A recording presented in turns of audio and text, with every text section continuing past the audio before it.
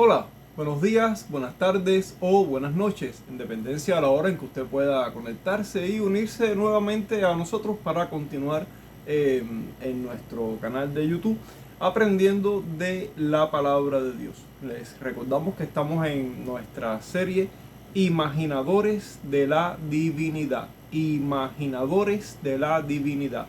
Imaginadores de la Divinidad, ya hemos visto un primer capítulo introductorio que explicamos que, a modo de resumen muy breve, que esta serie está tratando acerca de la idolatría. O sea, esta serie estamos tratando específicamente la cuestión de la adoración que hacen las personas que no tienen una correcta relación con Dios o con el Dios verdadero y que en su lugar han buscado adorar a dioses imaginarios, dioses que no existen en realidad y que son representados a forma de figuras artísticas, ya sea en esculturas, ya pueden ser esculturas de metal, esculturas de madera o esculturas de piedra,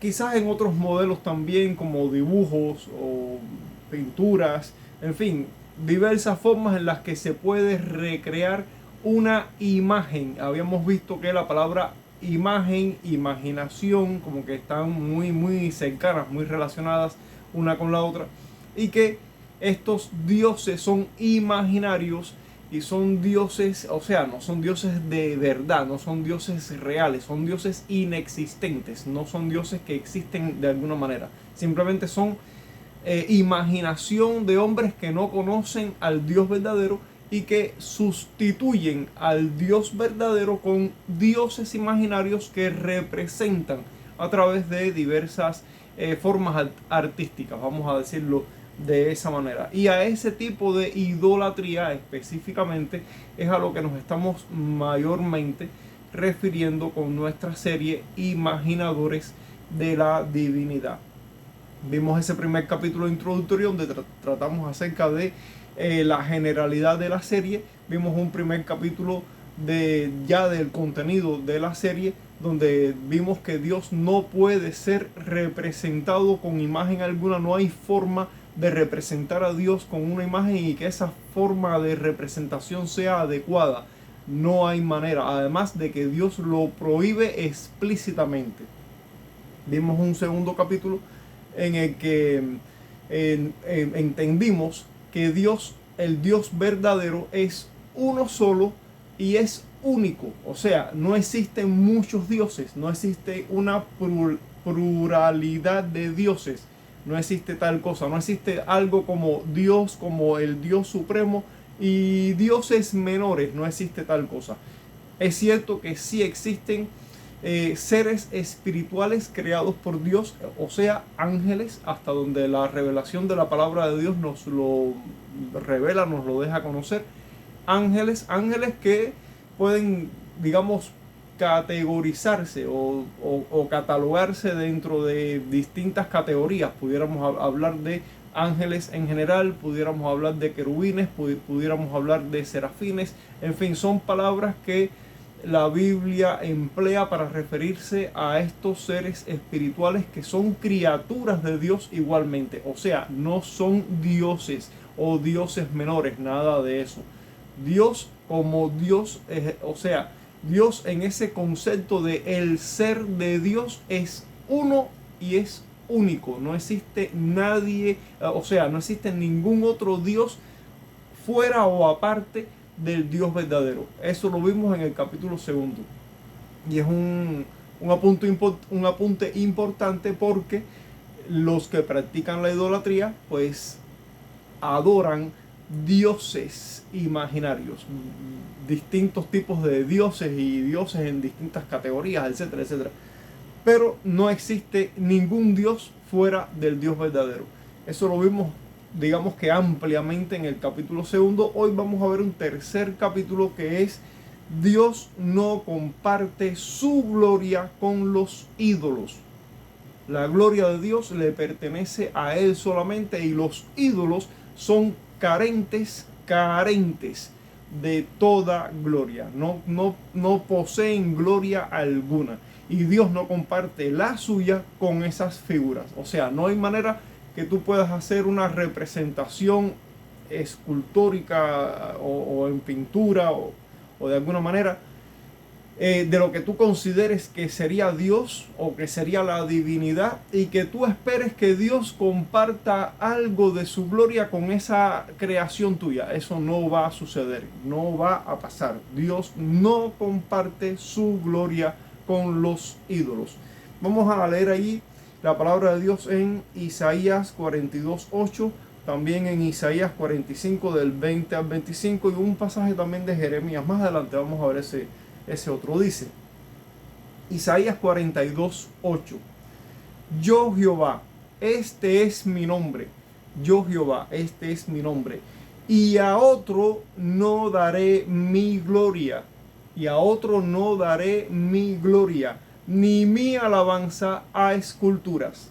Dice, bueno, bastante evidente esa escritura ya de por sí sola. Pudiéramos cerrar nuestro video aquí. Dios no compartirá su gloria con ningún ídolo.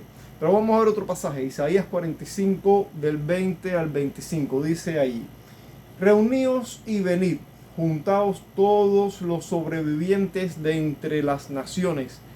No tienen conocimiento aquellos que erigen el madero de su ídolo. No tienen conocimiento, o sea, no tienen conocimiento de Dios, de la verdad, de la divinidad. No saben, no conocen acerca de Dios.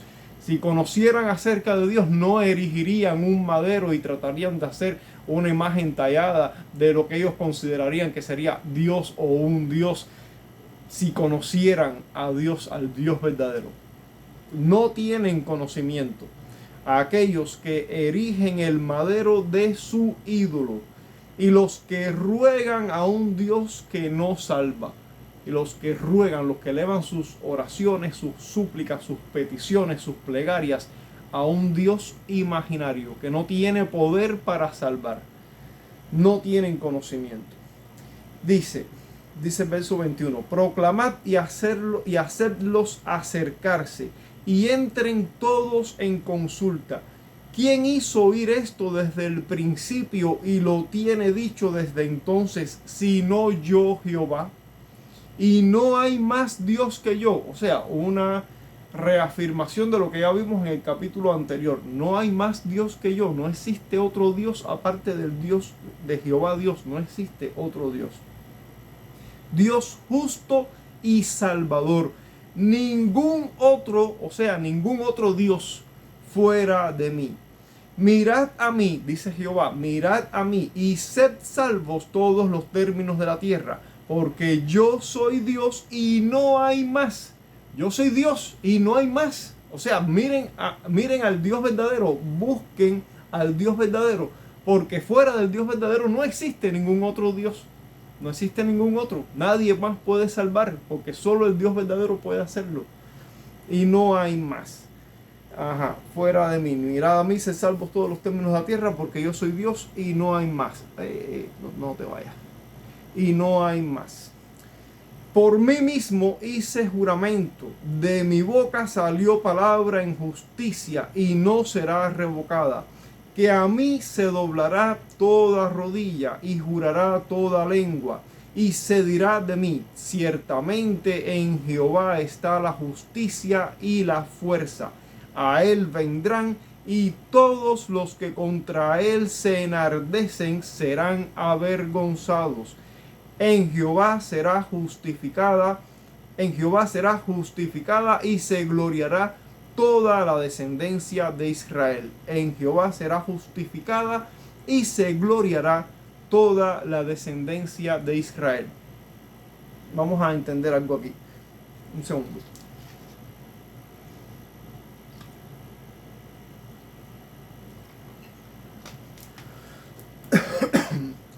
Cuando dice que la descendencia de Israel será glorificada y se justificará, no está diciendo que Dios comparte, digamos, su gloria en ese sentido, como dijo al principio Isaías, que ya lo leímos, que Dios no comparte su gloria con los ídolos.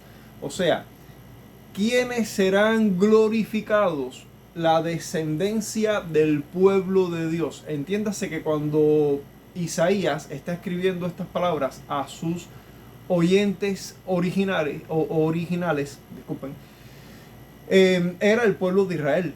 Se refería o estaba, Isaías le estaba hablando directamente al pueblo de Israel y era su audiencia original. Y en ese momento, en ese periodo de la historia, la nación de Israel era la iglesia que había en el mundo. O sea, no estamos diciendo que cada israelita que haya vivido en el mundo haya sido un hombre santo y justo. No estamos diciendo eso. Todos los hombres han sido pecadores desde la caída de Adán. Todos los hombres han sido pecadores y eso no excluye a Israel. Ahora, lo que estamos diciendo es que Israel fue la nación que Dios llamó para hacerla un pueblo suyo, un pueblo especial, un pueblo que sí tenía el conocimiento de la revelación que Dios le dio al mundo, a Israel específicamente. Esta revelación vino a Israel. O sea, Israel tenía conocimiento del Dios verdadero, en tanto que el resto de las naciones vivían en la oscuridad de esa revelación porque no conocían esa revelación. Así que Israel era la iglesia de Dios en ese momento, en términos generales. En términos generales. Ahora, al tiempo ha pasado, la historia ha avanzado, la revelación fue progresivamente en aumento y hoy tenemos a la iglesia, que son todos los redimidos por Dios desde el Antiguo Testamento y después del Nuevo Testamento, todos los que han sido redimidos por Dios, ya sea de entre el pueblo de Israel, o sea, los judíos, como diríamos comúnmente, y los gentiles, es decir, los gentiles son las personas de otras naciones fuera de Israel, personas de otras naciones aparte de Israel, que también han sido redimidos por el Dios verdadero y que han sido unidos a los redimidos de Israel. Igualmente forman la iglesia de Dios hoy.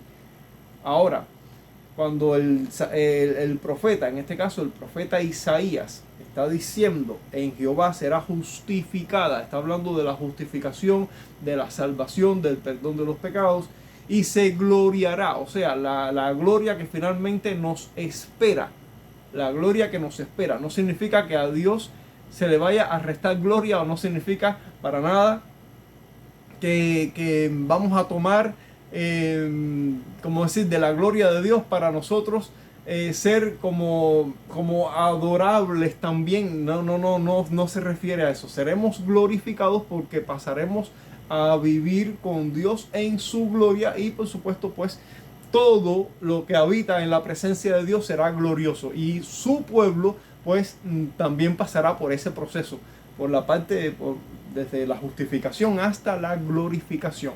Pero Dios no comparte su gloria con los ídolos. Dios no comparte su gloria con imágenes de obras de imaginación de hombre que tratan de simular a la deidad o a la divinidad de alguna manera. Dios no comparte su gloria con esas imágenes. Dios no justificará la práctica de la idolatría de ninguna manera, no la justificará. Dios condena la idolatría, la condena completamente. La generación de la descendencia del pueblo de Dios, de los redimidos de Dios, en aquel momento Israel, ahora judíos y gentiles unidos en un solo cuerpo que es la iglesia, salvados por la sangre de Jesucristo. Ese pueblo, esa nación espiritual, si queremos verlo de esa manera, son los que serán justificados y serán glorificados. Pero Dios no compartirá su gloria con ninguna escultura, con ninguna imagen de talla, con ninguna pintura. Dios no compartirá su gloria. Seguimos. Dice Jeremías 23. Dice Jeremías 23 al 24. Así dijo Jehová: No se alabe el sabio en su sabiduría, ni en su valentía se alabe el valiente, ni el rico se alabe en sus riquezas, mas alábese en esto el que se hubiere de alabar, en entenderme y conocerme, que yo soy Jehová, o sea, yo soy Dios. La palabra Jehová, eso sería, digamos que, tema para un posible video más adelante, pero dando un esbozo breve, pequeño.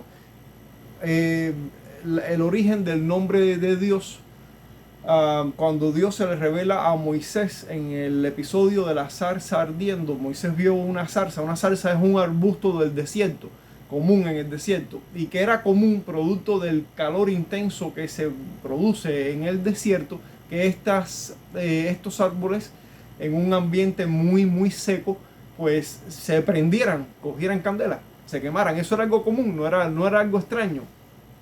Así que en cierto momento Moisés, que Moisés había salido de Egipto, Moisés se había escapado de Egipto producto de la muerte del egipcio que él mismo mató, en fin, toda esa historia que no podemos ahora reproducir aquí. Él se fue a la tierra de Madián, donde conoció a Jetro, se casó con una de sus hijas, y estando pastoreando los rebaños de su suegro en el desierto, en cierto momento vio una zarza que ardió. Pero lo extraño era que ardía, pero no se consumía. Había algo extraño ahí. O sea, lo común es que ardiera no era nada extraño. Pero que no se consumiera, eso sí era extraño. Así que Moisés, lleno de curiosidad, se acercó para ver por qué razón la zarza no se consume. Y la cuestión es que Dios estaba revelando a través de esa figura de la zarza ardiendo. Dios estaba revelando a Moisés en ese momento, y Dios se da a conocer a Moisés. Y cuando Moisés pregunta, porque Dios le dice: yo te voy a enviar a mi pueblo que está esclavo en Egipto para que tú los liberes, en fin, hables al faraón, deja salir a mi pueblo, en fin, toda esa historia. Y Moisés le dice a Dios, le pregunta: pero si ellos me preguntan, ¿cuál es su nombre? ¿Cómo se llama el Dios que te envió? ¿Qué les diré? Y Dios le dice: yo soy el que soy. O sea, yo soy el que existe por mí mismo. Yo soy el Dios autoexistente, el Dios totalmente independiente. Podemos ver todas esas ideas en esa palabra. De ahí surge la palabra, o sea, el tetragramatón, una palabra difícil de decir. Las cuatro letras, que son 4 consonantes en el idioma hebreo antiguo, que se emplearon para referirse al nombre sagrado de Dios. A esas consonantes posteriormente se le añadieron las vocales de la palabra Adonai, que es otro nombre para referirse a Dios, y para no emplear directamente el nombre de Dios porque se consideraba muy sagrado para articularlo. Entonces emplearon variantes para referirse a Dios sin decir su nombre, sin pronunciar el nombre sagrado.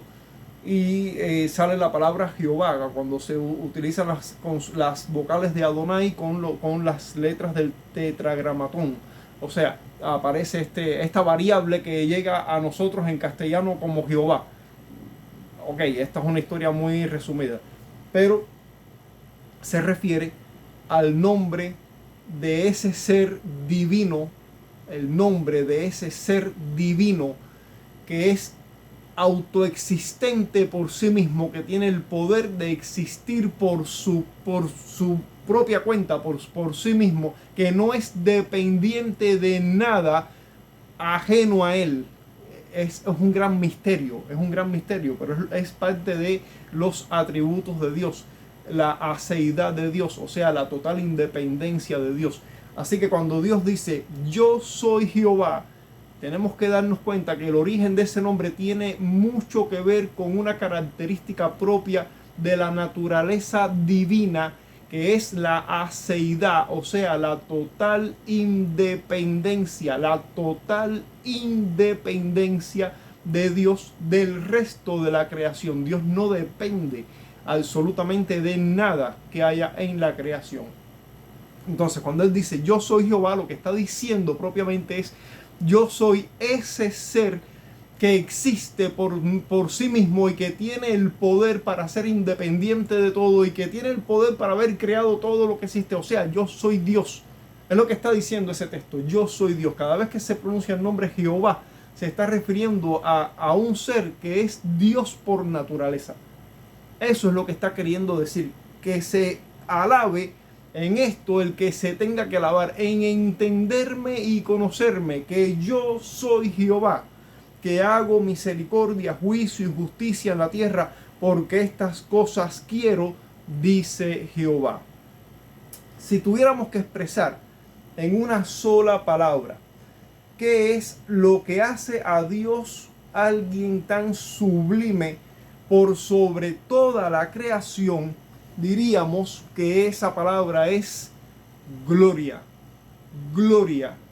La gloria de Dios resume de manera majestuosa todo lo que es el esplendor de la absoluta perfección de Dios, el esplendor de su majestad, la perfección de su carácter y la infinitud de su poder. Gloria. Eso distingue a Dios del resto de la creación. Y por supuesto los ídolos que los idólatras construyen con sus manos son carentes de gloria, porque en todo caso la única gloria que se le puede atribuir a un ídolo es la gloria de su hacedor. ¿Quién es el hacedor de un ídolo? Pues un hombre pecador, un hombre caído en pecado, un hombre separado de la gloria de Dios. ¿Qué gloria entonces le pudiéramos atribuir a un ídolo? Nosotros como seres humanos pudiéramos entender hasta cierto punto, digamos, el valor artístico que puede haber en una figura creada de cualquier tipo. No es que en el sentido artístico usted no pueda reconocer cierta forma, digamos, de belleza. Eso humanamente no es que no sea, digamos, comprensible. Pero no estamos hablando de términos humanos en este asunto. Estamos hablando de figuras que son creadas con el objetivo de representar la divinidad de alguna manera. Y eso tiene como consecuencia que los que practican ese tipo de culto se alejan del Dios verdadero y demuestran que no conocen al Dios verdadero. Pero además se mantienen en una línea peligrosa, porque se mantienen en una línea de seguir dioses imaginarios que no tienen el poder para salvar. Y es lo que Dios está diciendo: mirad a mí y sed salvos todos los términos de la tierra. Cuando dice todos los términos de la tierra, está incluyendo a todas las naciones. Es decir, la salvación que Dios ofrece no es solo para Israel, es también para el resto de las naciones. Mirad a mí y sed salvos todos los términos de la tierra, porque yo soy Dios y no hay más. No hay más Dios que yo. Dios Salvador, Dios justo y Salvador. El único Dios que existe y el único Dios que puede salvar es el Dios verdadero. Así que los que practican la idolatría están en un, digamos, viaje peligroso hacia su propia condenación. Hacia su propia condenación, porque Dios no comparte su gloria con los ídolos y porque Dios considera a la idolatría como algo abominable y porque Dios castigará todo pecado y porque finalmente los dioses imaginarios de los idólatras no podrán salvarlos. Dijimos en los videos anteriores, en el capítulo anterior o en el otro, que detrás de los ídolos operan ciertos seres espirituales poderosos que son ángeles, pero ángeles que cayeron de su dignidad, ángeles que desobedecieron a Dios, ángeles que se apartaron de Dios y por lo tanto ángeles que están fuera de la comunión con Dios y fuera de la gloria de Dios también, pero son ángeles poderosos. O sea, son seres que tienen poder para manifestar ciertas, digamos, acciones milagrosas. De modo que el practicante de idolatría que fabrica su ídolo, su muñequito de yeso, de barro, su muñequito de madera, de metal, ya sea fundido, ya sea moldeado, como quiera que sea que lo haga. Los ídolos son materia muerta en sí mismo. El ídolo es una materia muerta. El ídolo es un pedazo de palo, de piedra, de metal. El ídolo no es nada en sí mismo. Como ya dijimos también anteriormente, citando el Salmo 115, tienen ojos y no ven, tienen oídos y no oyen, tienen nariz y no huelen, tienen boca y no hablan, tienen manos y no palpan, tienen pies mas no andan. Son materia muerta. En el ídolo no hay nada. Pero detrás de ese ídolo existe un ser espiritual, un ángel caído, un demonio que opera detrás de ese ídolo para engañar al adorador de ese ídolo.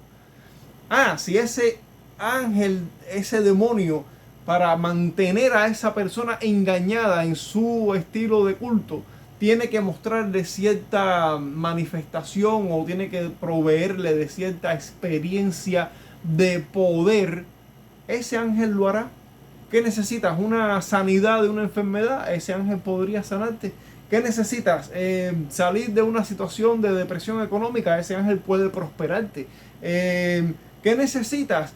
No sé, lo que sea. ¿Estás buscando qué? ¿Estás buscando prosperidad, pareja, lo que sea? Ese ángel puede proveerte. Pero ese ángel te va a mantener, producto de esas experiencias, en un camino de condenación, porque finalmente ese ángel no está interesado en tu salvación, porque es que ese ángel mismo también está condenado. Esa es la otra parte de la película que a veces no se cuenta. Es que ese ángel, ese demonio que opera detrás de ese ídolo, también es alguien que está condenado al infierno, lo mismo. Entonces, el que practica la idolatría solo está siguiendo a un ser espiritual que ya está condenado y lo está siguiendo hacia esa misma condenación. No va hacia otro lugar. ¿Qué puede ser? Que en esta vida tenga cierta prosperidad, tenga cierto desenvolvimiento, tenga cierta holgura, pudiera ser. Otros no, porque yo he conocido idólatras que se siguen arrastrando en la inmundicia, en la miseria, y su culto de adoración a ángeles y a demonios y a ídolos, pues no los ha sacado de esa situación. Pero otros no, otros han prosperado grandemente. En cualquier caso, la cuestión es que al final, ese ángel que te está engañando va a ir a la condenación. Y tú que lo estás siguiendo vas a ir a la misma condenación que ese ángel. Entonces, de eso es lo que se trata. Por eso es que llamamos la atención. Mirad a mí, dice Jehová, dice el único Dios verdadero, y sed salvos todos los términos de la tierra, porque solo Dios es Dios justo y salvador, y porque fuera del único Dios justo y salvador no hay otro Dios que pueda salvar, no hay otro.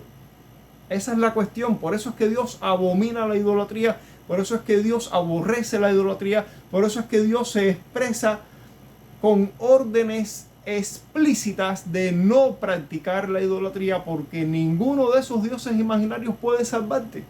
Al final tú terminarás tu carrera de vida en este mundo y te enfrentarás al umbral de la eternidad, y en el umbral de la eternidad te encontrarás con dos lugares, una puerta al cielo, una puerta al infierno. ¿A dónde te tocará? Pues al lugar hacia donde has estado siguiendo todo este tiempo, y todo este tiempo que estás practicando la idolatría has estado siguiendo a seres espirituales que se dirigen al infierno, y tú te diriges con ellos al mismo lugar, al mismo destino.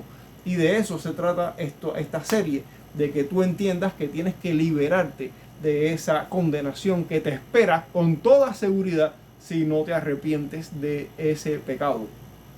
Entonces, seguimos con nuestra serie. Dice allí: no existe nada en toda la creación que pueda compararse o competir con Dios. La gloria de Dios es única y Él no la comparte con los ídolos. No la comparte con los ídolos. Entonces, ¿por qué los hombres insisten en buscar la deidad por medio de rústicas imágenes carentes de gloria y perfección? ¿Por qué los hombres insisten en buscar la deidad por medio de rústicas imágenes carentes de gloria y perfección. Pues porque no conocen al Dios verdadero, al Dios glorioso, no lo conocen. Y también porque sus no tan gloriosos ídolos son corruptibles y son manipulables. No conocen al Dios verdadero, al Dios glorioso, no lo conocen, pero también porque sus no tan gloriosos ídolos son manipulables y son corruptibles. O sea, el ídolo en sí no es nada, pero el demonio que opera detrás de los ídolos es corruptible, porque es corrupto en sí mismo. Nunca han visto usted nunca ha visto algún idólatra, alguna persona que practica la idolatría, poniendo de castigo a su propio Dios. Nunca ha visto a un idólatra coger a su propio Dios, a su propio ídolo y ponerlo de castigo, ponerlo con el rostro mirando hacia la pared. Nunca lo ha visto. Yo sí, yo he visto a personas que practican la idolatría y poner a su ídolo en una esquina, en un pedestal en la pared, pero ponerlo con el rostro mirando hacia la pared, como castigado, como cuando antiguamente, muy antiguamente, castigaban a los niños en las escuelas cuando se portaban mal o hacían algo indebido. El profesor tomaba a ese niño, lo ponía en una esquina del aula, le ponía un gorro puntiagudo en la cabeza y lo ponía mirando a la pared, castigado. Así, yo he visto idólatras coger a su ídolo y ponerlo de castigo mirando a la pared. Que no vea nada más que vea la pared. Como si pudiera ver algo. El ídolo es un pedazo de piedra, da lo mismo la posición que usted lo ponga, sigue siendo el mismo pedazo de piedra. Esos ojos que están ya sean dibujados o que sea que están puestos, hay veces que hay personas que usan caracoles para ponerlos para que hagan la figura de los ojos. No son ojos de verdad, eso no ve nada. Da lo mismo si usted lo pone para enfrente o para el fondo, eso no ve nada. Pero el idólatra en su imaginación, él se imagina que el ídolo sí puede ver. El ídolo no ve nada, pues un pedazo de piedra. Pero el idólatra que se molesta porque su ídolo no lo complació en alguna petición que el idólatra haya hecho. A lo mejor el idólatra hizo una promesa y a lo mejor el idólatra se esforzó mucho en cumplir su promesa, pero el muñeco de piedra, el muñeco de palo, no respondió a la oración del idólatra. Y el idólatra se molestó con su ídolo y lo puso de espaldas, es decir, de frente a la pared. De espaldas al resto del mundo y de frente a la pared para castigarlo porque no lo complació a él. Porque yo te prometí flores y te las puse, yo te prometí miel y te la di, yo te prometí que iba a arrastrar una piedra a 10 kilómetros y arrastrado y me arrastré con la piedra y yo cumplí mi palabra y tú no, entonces te castigo. Yo he visto eso. O si no, ponerlo en la azotea de la casa a que coja sol, a coger sol ahí, castigado el sol ahí. No, está castigado porque no me complació, porque no me dio lo que le pedí, porque yo cumplí mi palabra con él, pero él no la cumplió conmigo. Así son los ídolos y así son los idólatras. Así son. Eso. Pero bueno, usted nunca ha visto eso. Pues yo sí lo he visto. Dice ahí, ¿cree usted que podría hacerle lo mismo al Dios verdadero? ¿Cree usted que usted podría coger al Dios verdadero y ponerlo a mirar la pared? ¿Ponerlo a coger sol en la azotea? ¿Cree usted que usted puede castigar al Dios verdadero? No, el Dios verdadero no es manipulable.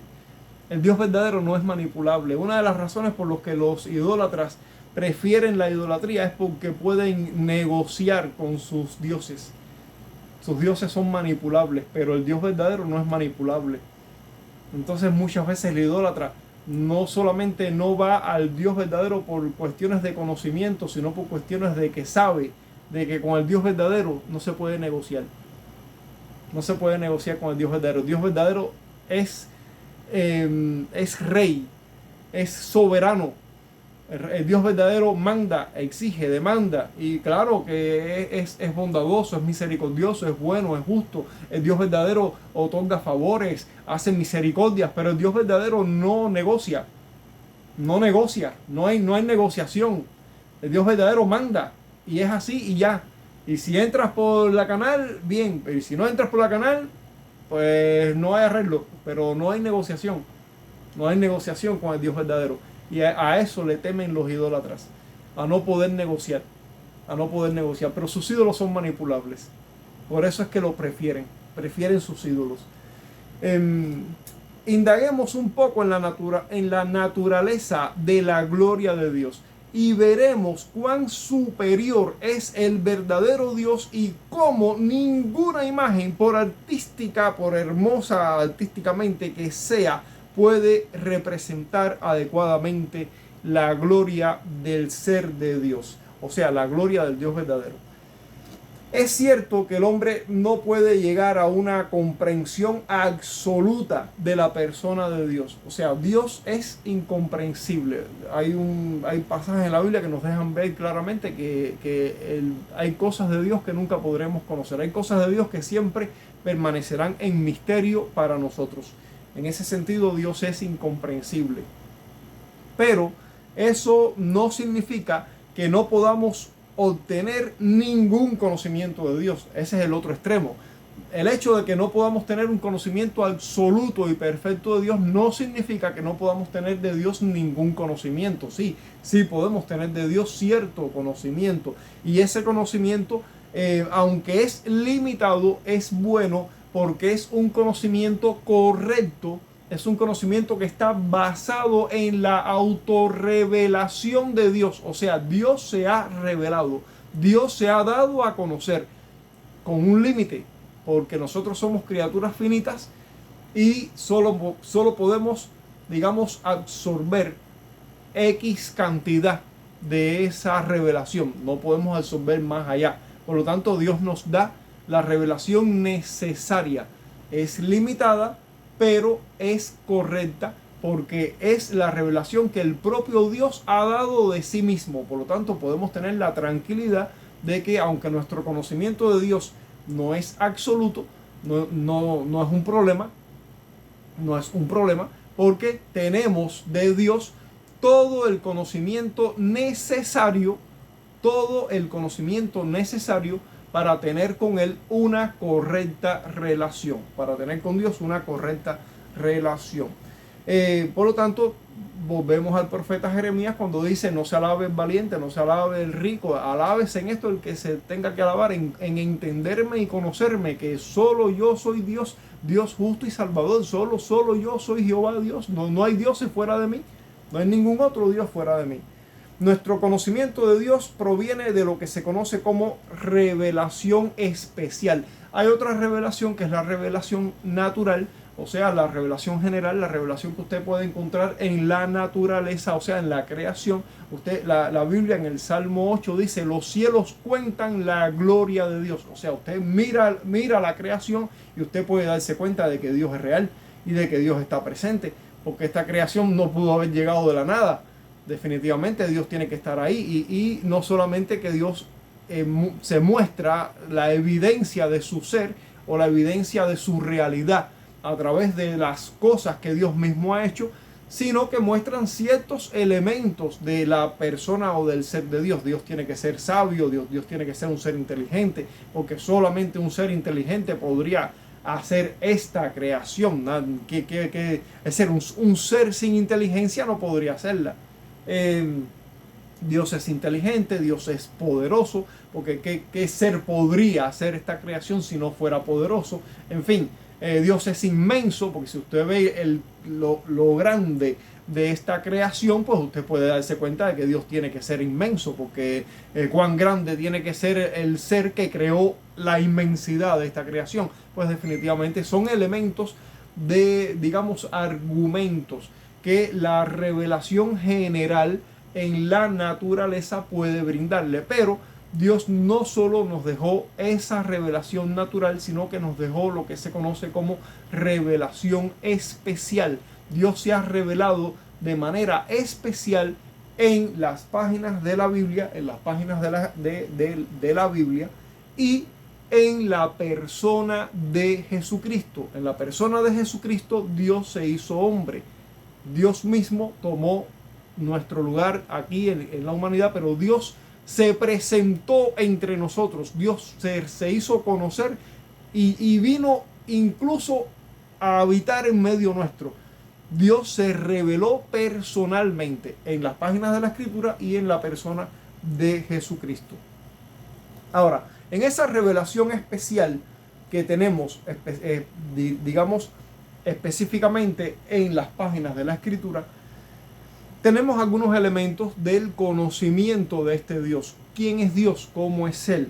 Dios es espíritu puro. Eso lo vemos en el Evangelio de Juan, capítulo 4, versos 21 al 24. Allí dice, Jesús está hablando con una mujer de la región de Samaria y le dice, Jesús le dijo, mujer, créeme que la hora viene cuando ni en este monte, es decir, un monte en Samaria, ni en este monte, ni en Jerusalén, o sea, en la ciudad de Jerusalén, adoraréis al Padre.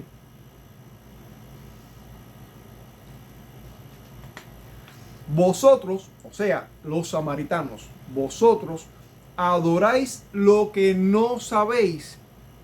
Nosotros, o sea, los judíos, adoramos lo que sabemos. Recordamos que los judíos fueron receptores de la revelación especial de la Escritura. A los judíos se les confió la Escritura, la revelación de Dios. Por lo tanto, los judíos tenían conocimiento del Dios verdadero. Por eso Jesús dice, nosotros adoramos lo que sabemos. Ustedes adoran lo que no saben, pero nosotros adoramos lo que sabemos. Porque la salvación viene de los judíos. Jesús mismo, que es el Salvador, era judío. Sí, la salvación viene de los judíos. Mas la hora viene y ahora es cuando los verdaderos adoradores adorarán al Padre en espíritu y en verdad. Porque también el Padre tales adoradores busca que le adoren. Dios es espíritu. Esto también lo vimos en videos anteriores. No puedes recrear a Dios en una imagen porque Dios es espíritu. ¿Qué forma le vas a dar a un espíritu? No puedes coger una imagen, un pedazo de barro, una madera y darle una forma y decir, esto se parece a Dios. Si Dios es espíritu, hombre, no te das cuenta que si Dios es espíritu no tiene ninguna forma que tú puedas recrear en una escultura. No hay manera, no hay forma. Bien, Dios es espíritu y los que le adoran en espíritu y en verdad es necesario que adoren. En espíritu, o sea, no puedes representar a Dios con una imagen tallada. Y en verdad, o sea, conforme a su revelación dada, la Escritura. Jesús, en su conversación con la mujer samaritana, definió a Dios como espíritu.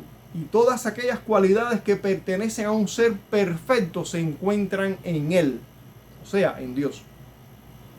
El hecho de que Dios sea un espíritu excluye la idea de que Dios tenga cuerpo o alguna clase de forma que sea visible o que sea reproducible de alguna manera. Dios es espíritu, no puedes reproducirlo de ninguna forma. En segundo lugar, Dios es un ser personal, o sea, Dios no es una energía. Dios no es una energía como algunos pretenden. Dios no es una energía. Dios es un ser personal. Dice Romanos 11, 33 al 36.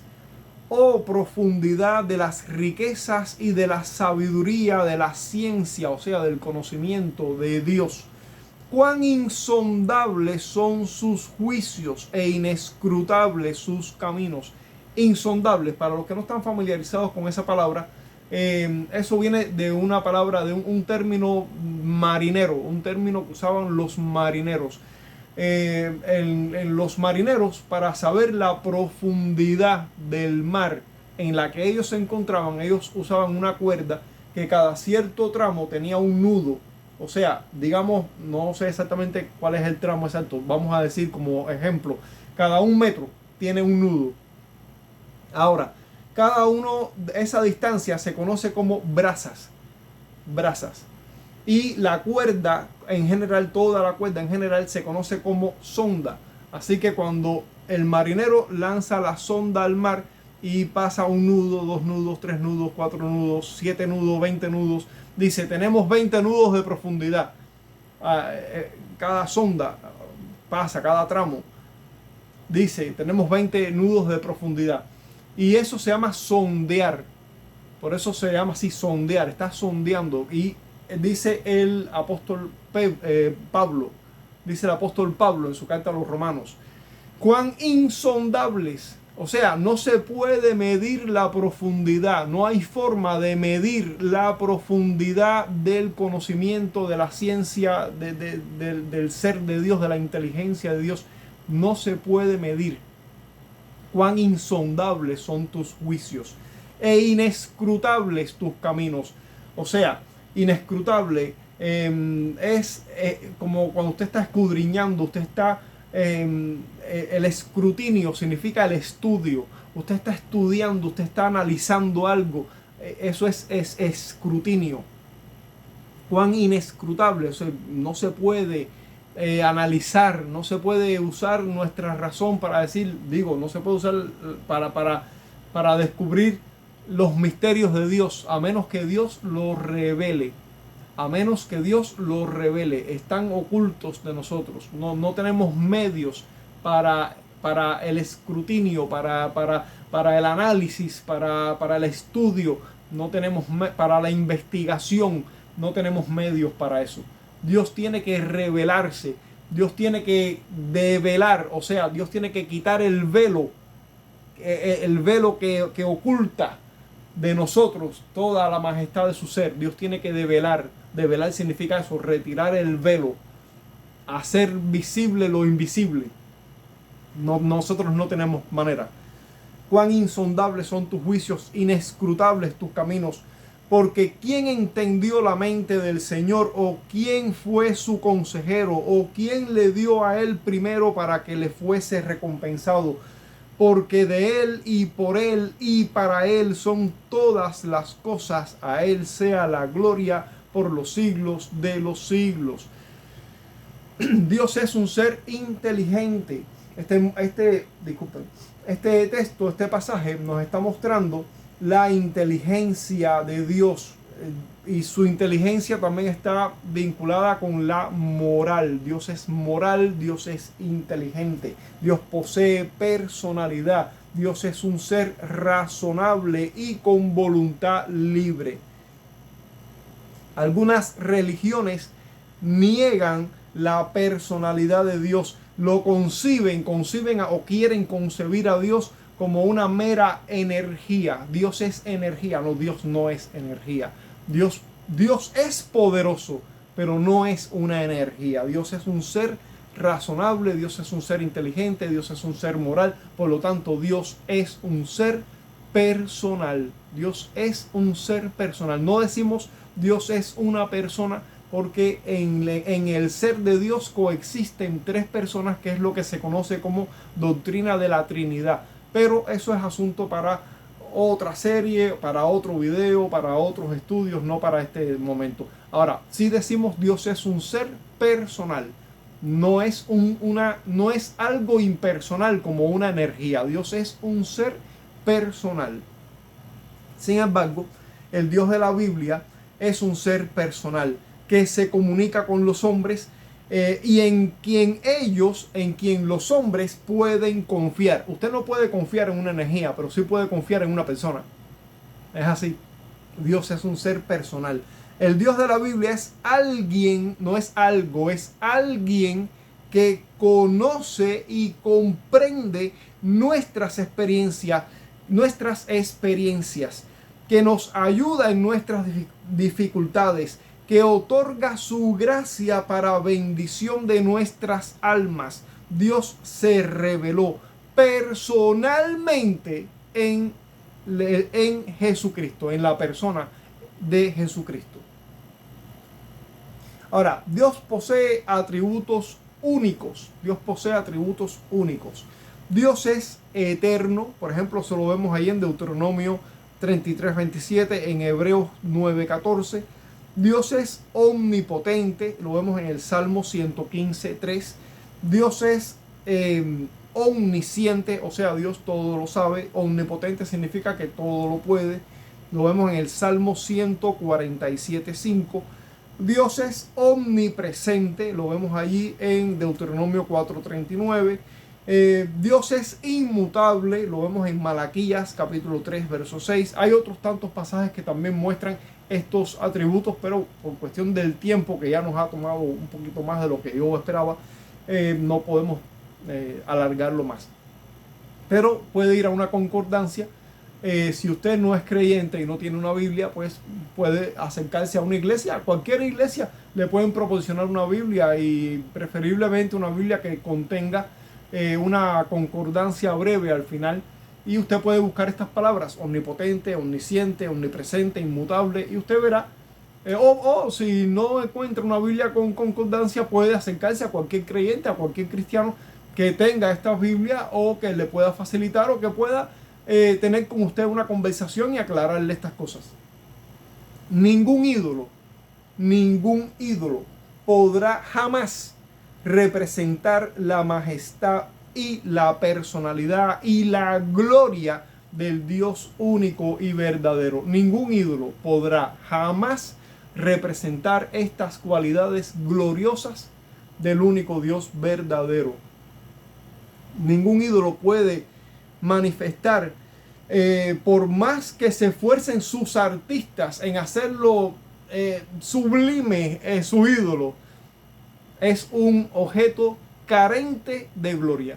Es un objeto carente de gloria. La única gloria que posee un ídolo es la gloria de su hacedor, o sea, la gloria de un pecador caído, muerto en sus pecados y condenado. Disculpen. Esa es toda la gloria que tiene un ídolo. Toda la gloria que tiene un ídolo es la gloria de su hacedor, la gloria de un pecador condenado. Por eso es que la idolatría es un acto que Dios considera abominable, porque la perfección absoluta de Dios está siendo sustituida por una mera obra imaginaria que nunca puede representar la sublime maravilla del inigualable ser de Dios. Por eso es que Dios la considera abominable, porque la sublime majestad de Dios está siendo tratando de ser representada y siendo sustituida por una obra carente de toda gloria. Carente de toda gloria. Por más sublime que el artista intente hacer su obra, sigue siendo una obra carente de toda gloria. Y repetimos, ya para finalizar, toda la gloria de un ídolo no es más que la de su hacedor. La gloria de un ser, o sea, de un hombre, de una persona, de un ser humano caído en pecado, muerto espiritualmente delante de Dios, de un hombre condenado. Esa es toda la gloria que tiene un ídolo. Espero que este video se me ha sido un poquito más largo de lo que yo esperaba, pero espero que sea de bien para tu alma. Espero que este video te aclare muchas cosas, o por lo menos te motive a cuestionarte algunas de ellas. Y si eres creyente, pues espero que este video te sirva para presentarle el evangelio de la gracia, de la gloria de Dios a estas personas que practican la idolatría y que están siguiendo a seres espirituales que están caídos en pecados y que van camino al infierno, y ellos están siguiendo a esos seres espirituales hacia ese terrible destino eterno. Dios te bendiga mucho, es mi deseo, y espero verte en un siguiente video. Bendiciones.